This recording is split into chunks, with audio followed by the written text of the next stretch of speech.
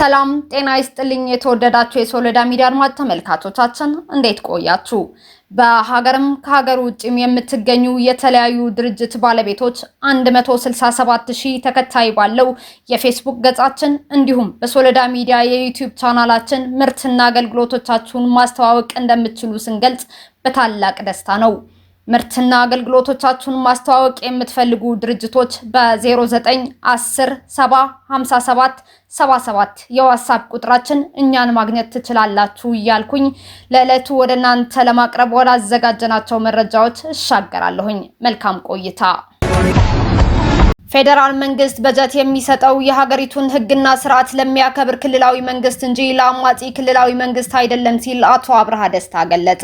የአረና ፓርቲ የቀድሞው ሊቀመንበር አቶ አብርሃ ደስታ ሰሞኑን በተከታታይ ሀሳቡን እያጋራ ሲሆን የፌደራል መንግስት በጀት ከለከለኝ ብሎ እየከሰሰ የሚገኘውን የትግራይ ክልል ጊዜያዊ መንግስትን ክፉኛ እየኮነነውም ይገኛል። አብርሃ ደስታ ትናንትና ማምሻውን እንደገለጸው አማጺ የክልል መንግስት ከፌደራል መንግስት በጀት አይሰጠውም ሲል የትግራይ ክልል ጊዜያዊ አስተዳደሩ በአማጺነት ከሷል። አቶ አብርሃ በኦሮሚያና በአማራ ክልል ጦርነት ባለበት በዚህ ወቅት በጀታቸው አልተከለከለም የሚሉ ጥያቄዎች እንደሚነሱ የገለጸ ሲሆን በመጀመሪያ ነገር መታወቅ ያለበት በኦሮሚያና በአማራ ክልሎች የሚካሄደው ጦርነት ከስር ባሉ እንደነ ኦነግ ሸኔና ፋኖ አማጺ ቡድኖች ጋር ሲሆን የክልል መንግስታት ከፌደራል መንግስት ጋር አብረው ይሰራሉ ያለ ሲሆን በጀቱ የሚሰጠውም ህዝቡን ለሚወክል ክልላዊ መንግስት እንደሆነና በጀቱ ለክልል መንግስታት እየተመደበ እንደሆነ አስረድቷል።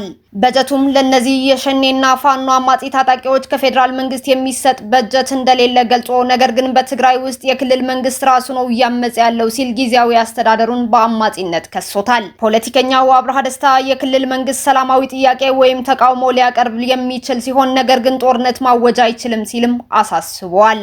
አቶ አብርሃ አክሎም ክልሎች የፌደራል መንግስት በጀታቸው እንዲልክላቸው ገንዘቡን በምን ላይ እንደሚያውሉት እቅድ ያወጣሉ። የክልል በጀት ለልማት ስራዎች ይውላል። የእቅዱ አፈጻጸም በጀት ይለቀቅለታል። የአፈጻጸም ግምገማ ሪፖርትም ክልሎች ለፌደራል መንግስቱ ያቀርባሉ። በጀቱ በመጨረሻ ለታለመለት ዓላማ ውሏል ወይ በሚልም ይገመገማል። በጀቱን ለማይሆን ዓላማ ያዋለ ማንኛውም አካል ተጠያቂ ይሆናል ሲል ከፌደራል መንግስት ለክልሎች የሚደረግ የበጀት አሰጣጥ ሂደቱን አብራርቷል። ታዲያ አቶ አብርሃ የትግራይ መንግስት የሚሰራው በዚህ መንገድ አይደለም። ስለዚህ የትግራይ ጉዳይ ከአማራና ኦሮሚያ ክልሎች ሁኔታ ጋር ምንም ግንኙነት የለውም። የፌደራል መንግስት ለሽመልስ አብዲሳ እንጂ ለኦነግ ሸኔው መሪ ለጃልማሮ በጀት እየሰጠ አይደለም ሲሉም የትግራይ ክልል ጊዜያዊ አስተዳደር አካሄዱን እንዲያስተካክል አሳስበዋል። አቶ አብርሃ ደስታ በጀት መለቀቅ አለበት። በጀቱ የመንግስት ገንዘብ ነው። የመንግስት ገንዘብ የህዝብ ገንዘብ ነው። የትግራይ ክልል በጀት የትግራይ ህዝብ ገንዘብ ነው። ስለዚህ በጀቱ ሲለቀቅ ተቀባዩ የትግራይ ህዝብ ነው ካለ በኋላ ህዝቡ በጀቱን እንዴት ይቀበላል ለሚለው ጥያቄ በህጋዊ ወኪሉ በኩል ይቀበላል ያለ ሲሆን የህዝቡ ህጋዊ ወኪል ማን ነው ለሚለውም የመረጠው መንግስቱ የሚል እንደሆነ ያስረዳው አቶ አብርሃ የትግራይ ህዝብ እንዲወክለው የመረጠው መንግስት በአሁኑ ሰዓት የለውም፣ መምረጥ ግን ግድ ነው። የምርጫ ጊዜ እስኪደርስና ወኪሉን እስኪመርጥ ድረስ ደግሞ ጊዜያዊ የህግ ወኪል ሊኖረው ይገባል ሲልም አብራርቷል።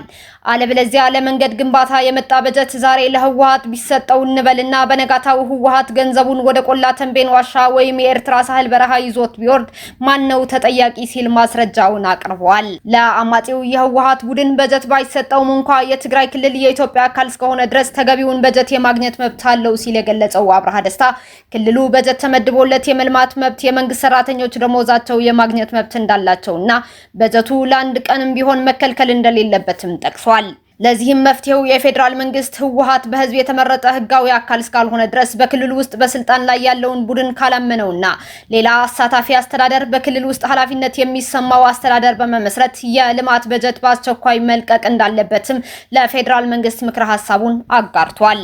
ከዚህ ውጪ የፌደራል መንግስት መሬታችን ወሰደብን፣ በጀት፣ ነዳጅ፣ መድኃኒት ወዘተ ከልክሎናል በማለት ጽምዶ የተባለ ጥምረት መመስረት ህዝቡን ከመጉዳት የዘለለ ፋይዳ እንደሌለውም ገልጸዋል።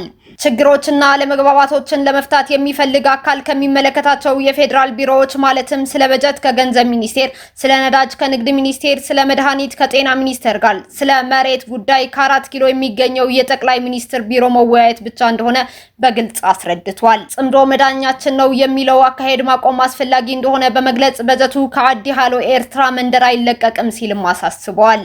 በመጨረሻም መድኃኒትም ሆነ ነዳጅ ከአስመራ እንደማይላክና ከአስመራ ምንም እንደማይገኝ እውነታውን ተቀብሎ የትግራይ ህዝብ ዳግም ችግር ውስጥ ሳይገባ የግንኙነት መንገዶቻቸው እንዲያቆሙ ለአማጺው የህወሓት ቡድን አሳስበዋል። የቀይ ባህር ናፍቆት በባቲ ሰማይ ስር የአሰብ ልጆች የቁጭትና የተስፋ ድምጽ መሆን ጀምሯል። ለነርሱ አሰብ ከተማ ብቻ አይደለችም፣ የልጅነት ትዝታቸው የተቀበረባት የቀይ ባህር ማዕበልን እየታገሉ የዋኙባትና ማንነታቸው ያገኙባት የትውልድ ምድር እንጂ። በአሁኑ ጊዜ በባቲ ከተማ የሚኖሩ የቀድሞ የአሰብ ነዋሪዎች ለኢቢሲ እንደገለጹት የተወለዱባት ያደጉባትና የቀለም ትምህርት የቀሰሙባት አሰብ እንደምትናፍቃቸው በስሜት ይገልጻሉ። አሰብን ለቀው ከወጡበት ቀን ጀምሮ በውስጣቸው የከበደ ቁጭት እንዳደረባቸው የሚናገሩት እነዚህ ተወላጆች በተለይም ከተማዋ ከእናት ሀገሯ ኢትዮጵያ መነጠሏ ዛሬም ድረስ እንደሚያንገበግባቸው ሳይደብቁ ይናገራሉ። ወደ ኤርትራና አፋር ለመሸጋገር ወሳኝ የንግድ ቀጠና የሆነችው ባቲ ከተማ ለአሰብ ነዋሪዎች ትልቅ ትዝታ ያላት ስፍራ ናት። በተለይም ታዋቂው የባቲ የሰኞ ገበያ የሁለቱን አካባቢዎች ነዋሪዎች ከማገናኘት ባለፈ የንግድ ልውውጡ እስከ የመን ድረስ የሚዘረጋ የኢኮኖሚ የጀርባ አጥንት እንደነበር ያስታውሳሉ። አሰብ ኢትዮጵያና ቀይ ባህር በፍጹም የማይነጣጠሉ የታሪክና የተፈጥሮ አካላት መሆናቸው የሚመሰክሩት ነዋሪዎቹ በቀይ ባህር ሞገድ ውስጥ እየዋኙ ያደጉበትን ያን ወርቃማ ጊዜ በናፍቆትም ያወሳሉ። በወቅቱ የተፈጠረው የፖለቲካ ሻጥር ምክንያት ካፈሩት ሀብትና ንብረት በላይ የትውልድ ምድራቸውን ማጣታቸው ቢያሳዝናቸውም ተስፋ ግን አልቆረጡም። አሰብ ወደ እናት ሀገሩ ተመልሶ ለልጆቻቸውና ለልጆቻቸው የሚኩራሩበትን የትውልድ ስፍራ ማሳየት ትልቁ ምኞታቸው እንደሆነ ገልጸው በምንም ሁኔታ ሁሉም ሰው ሊረዳው የሚገባው ሀቅ አሰብ የኢትዮጵያውያን የዘመናት ሀቅ መሆኑን በጽኑ አቋም አረጋግጠዋል። መረጃው ከኢቢሲ የተገኘ ነው። እስራኤል እርዳታ ካስፈለጋት ኡጋንዳ ዝግጁ ናት ስትል ምስራቅ አፍሪካዊቷ ሀገር ኡጋንዳ አስታወቀች። የምስራቅ አፍሪካዊቷ ሀገር የኡጋንዳ የጦር ኃይሎች አዛዥ ጀነራል ሙሃዚ ኬይነሩጋባ ሀገራቸው ኡጋንዳ እስራኤል ከኢራን ጋር ለምታደርገው ፍልሚያ አስፈላጊውን ድጋፍ ለመስጠት ዝግጁ መሆኗን ገልጸዋል። ጀነራሉ ባስተላለፉት መልእክት እስራኤል እርዳታ ካስፈለጋት ኡጋንዳ ዝግጁ ናት በማለት የሀገራቸውን ቁርጠኝነት አረጋግጠዋል።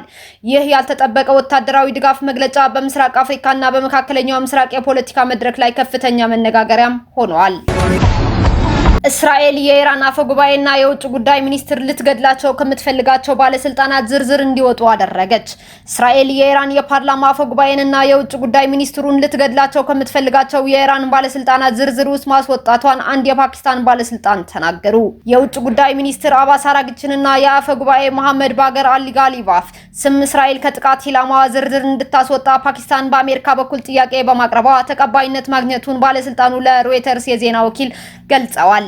እስራኤል ሁለቱ ባለስልጣናት የሚገኙባቸውን ስፍራዎች መረጃ ነበራት። እነሱም ሊገድሏቸው ይፈልጋሉ። ነገር ግን እኛ ለአሜሪካኖች እነዚህ ሰዎች ከተገደሉ ለድርድር የሚቀመጥ ሌላ ሰው እንደማይኖር ስለነገርናቸው እስራኤላውያን እቅዳቸው እንዲተው አድርገነዋል ሲሉ ባለስልጣኑ ተናግረዋል። አሜሪካና እስራኤል በኢራን ላይ ጥቃት ከከፈቱበት ዕለት አንስቶ በርካታ የኢራን ከፍተኛ ፖለቲካዊና ወታደራዊ መሪዎች በእስራኤል ጥቃት የተገደሉ ሲሆን እስራኤል ባለስልጣናቱን ማደኗን እንደምትቀጥል በተደጋጋሚ ገልጻለች።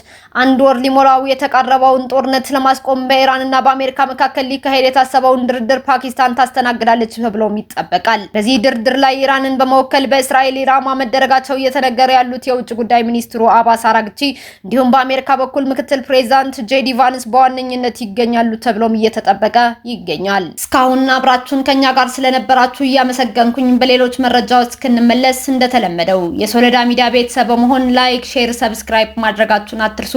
አዳዲስ ትኩስና ወቅታዊ መረጃዎቻችን በቶሎ እንዲደርሷችሁ የደወል ምልክቷን ይጫኑ። ስኬት፣ ድልና ሰላም ለኢትዮጵያውያን። ሶለዳ ሚዲያ